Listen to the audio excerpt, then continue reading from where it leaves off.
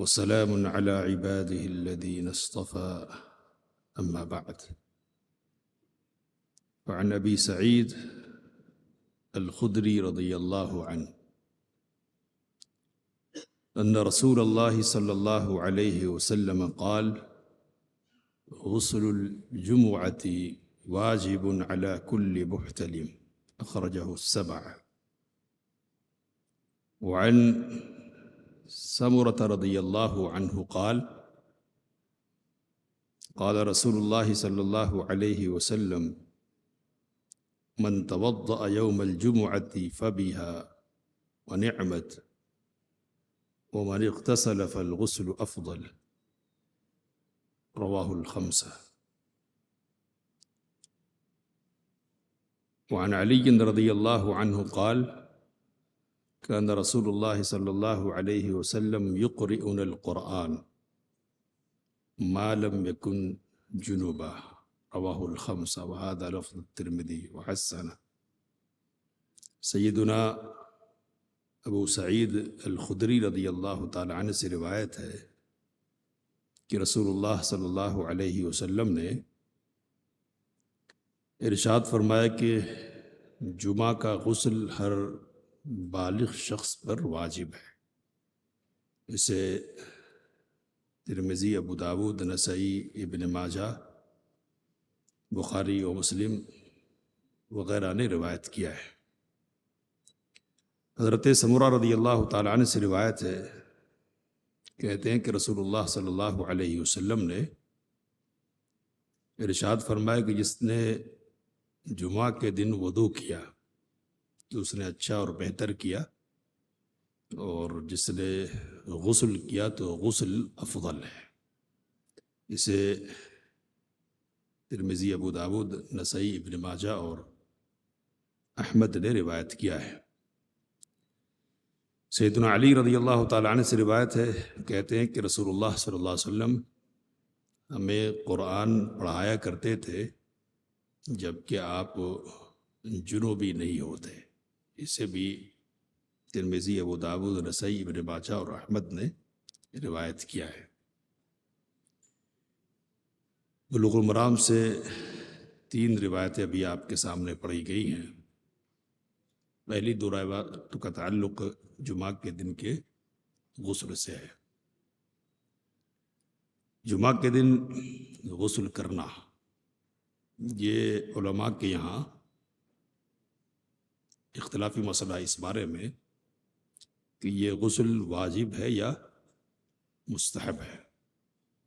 صحابہ میں سے کچھ صحابہ اور بعد کے علماء میں سے کچھ علماء اس بات کے قائل ہیں کہ جمعہ کے دن غسل کرنا واجب ہے، لیکن جمہور علماء کا موقف اس سلسلے میں یہ ہے کہ یہ غسل مستحب ہے، اور نبی اکرم صلی اللہ علیہ وسلم نے واجب کا جو لفظ ارشاد فرمایا ہے وہ تاکید کے طور پر ہے، یعنی لازم اور ضروری کے طور پر نہیں ہے۔ یہی بات راجح سمجھ میں آتی ہے، اور راجح قرار دینے کے لیے کئی روایتیں، تو ان میں سے ایک روایت تو یہ بھی ہمارے سامنے ہے حضرت سمرہ کی، کہ جس میں نبی اکرم صلی اللہ علیہ وسلم نے کہا کہ جس نے وضو کیا اس نے سنت ہی کے مطابق اور اچھا ہی عمل کیا ہے۔ ہاں، آپ صلی اللہ علیہ وسلم نے یہ فرمایا کہ جو غسل کرے تو غسل کرنا یہ افضل ہے، تو استحباب کی ایک دلیل ہے۔ مزید سیدہ عائشہ رضی اللہ تعالی عنہا سے اس سلسلے میں روایت ہے، کہتی ہے کہ کان الناس مہنۃ انفسہم، لوگ محنت پیشہ ہوتے تھے، وکانوا اذا راحوا الی الجمعہ، اور محنت مزدوری کر کے جب جمعہ کو آتے تھے تو راحوا فی ہیئتہم، جو ان کی حالت ہوتی تھی نا اسی حالت میں آ جایا کرتے تھے۔ فقیل لہم لو اغتسلتم، تو ان سے یہ کہا گیا کہ بہتر ہوتا کہ تم غسل کر لیتے، تو پسینے کی حالت ہے، بو ہے، اجتماع ہے، لوگوں کو تکلیف پہنچنے کا امکان ہے، تو اس لیے نبی اکرم صلی اللہ علیہ وسلم نے یہ فرمایا کہ غسل کر لو۔ تو اس پس منظر میں نبی اکرم صلی اللہ علیہ وسلم نے کہا ہے۔ ایک اور روایت میں ہے کہ کان الناس ینتابون یوم الجمعہ من منازلہم والعوالی، لوگ اپنے اپنے گھروں سے جمعہ کے دن آتے اور عوالی سے، جو علاقے اونچے ہیں مدینہ کے، ان علاقوں سے، فیأتون فی الغبار یصیبہم الغبار، غبار میں آتے اور غبار ان کو لگتا اور پسینہ بہتا، تو پسینے کی وجہ سے بو پیدا ہوتی. تو رسول اللہ صلی اللہ علیہ وسلم کے پاس ایسا ہی ایک آدمی آیا، نبی صلی اللہ علیہ وسلم نے کہا کہ لو انکم تطہرتم لیومکم ھذا، کتنا ہی اچھا ہوتا کہ تم آج کے دن کے لیے غسل کر لیتے. تو یہ پس منظر ہے، اور ان روایتوں سے یہ بات معلوم ہوتی ہے کہ غسل کرنا کیا ہے؟ مستحب ہے. امام ابن تیمیہ رحمۃ اللہ علیہ نے اس سلسلے میں یہ موقف اختیار کیا کہ ایک تو عام آدمی ہے اور اس کے لیے غسل کرنا مستحب ہے، لیکن کوئی ایسا آدمی ہے یا کچھ ایسے لوگ ہیں جو محنت مزدوری کرتے ہیں اور محنت مزدوری کی وجہ سے پسینے میں ڈوب جاتے ہیں اور پسینے کی بو پیدا ہوتی ہے، اور اس بات کا امکان ہے کہ بو سے لوگوں کو تکلیف پہنچے، تو کہتے کہ ایسے لوگوں کے لیے جمعہ کا غسل واجب ہے. تو اگر تکلیف پہنچنے کا امکان ہے پورا، تو ایسی صورت کے لیے اس کو مانیں گے. اور امام ابن تیمیہ رحمۃ اللہ علیہ فرماتے ہیں کہ ایسے لوگوں کے لیے غسل کرنا کیا ہوگا؟ واجب ہوگا. تو یہ بات ذرا زیادہ سمجھ میں آتی ہے اور عقل کے زیادہ اور حالات کے زیادہ موافق ہیں. جمعہ کے دن کا جو غسل ہے وہ ایک مستقل غسل ہے، مستقل ہے، یعنی اس کے لیے باقاعدہ غسل ہونا چاہیے. جو فضیلت بیان کی گئی ہے جمعہ سے متعلق، تو فضیلت سے متعلق جو روایات ہے اس میں غسل کا بھی ذکر ہے. تو غسل کے ساتھ جڑی ہوئی فضیلت ہے، تو باقاعدہ غسل کرنا پڑے گا. اب یہ باقاعدہ کہنے کی بات کیا ہے؟ تو اس سلسلے میں حضرت ابو قتادہ رضی اللہ تعالی عنہ کی روایت ہے کہ انہوں نے اپنے بیٹے کو غسل کرتے ہوئے دیکھا جمعہ کے دن. پوچھا کہ یہ جو غسل تم نے کیا ہے یہ کون سا غسل ہے؟ تو کہا کہ غسل جنابت ہے. تو کہا کہ پھر سے غسل کر لو. کیوں؟ اس لیے کہ نبی اکرم صلی اللہ علیہ وسلم نے جمعہ کے دن کے لیے غسل کرنے کی بات الگ سے کی ہے. تو الگ سے غسل کرنے کا مطلب کیا ہے؟ جمعہ کا غسل ہونا چاہیے. اب یہ بات علماء کے یہاں ہے کہ ایک آدمی غسل کرتا ہے اور جنابت کا غسل وہ کر رہا ہے، اور غسل جنابت کے ساتھ ساتھ وہ جمعہ کے غسل کی بھی نیت کر لے رہا ہے، تو دونوں کے لیے یہ غسل کافی ہو جائے گا. لیکن ایک آدمی غسل کرتا جنابت کا اور نیت نہیں کرتا غسل جمعہ کی، تو اس کے لیے جمعہ کا ثواب حاصل کرنے کے لیے اور غسل جمعہ کی جو فضیلت ہے اس کو پانے کے لیے ضروری ہے کہ وہ نئے سرے سے الگ سے جمعہ کے لیے غسل کرے. اب یہ ایک سوال ہے کہ جمعہ کے دن کا جو غسل ہے وہ کب کریں گے؟ تو علماء لکھتے ہیں کہ فجر کے بعد، یعنی فجر کا وقت جو شروع ہوتا نا، سحری کا وقت ختم ہوا، تو اس وقت کر لے تو چل جائے گا. لیکن زیادہ بہتر اور افضل شکل یہ ہے کہ طلوع شمس کے بعد جمعہ کے دن کا غسل کیا جائے. طلوع شمس کے بعد، یعنی سورج نکلنے کے بعد غسل کرنا افضل کیوں ہے؟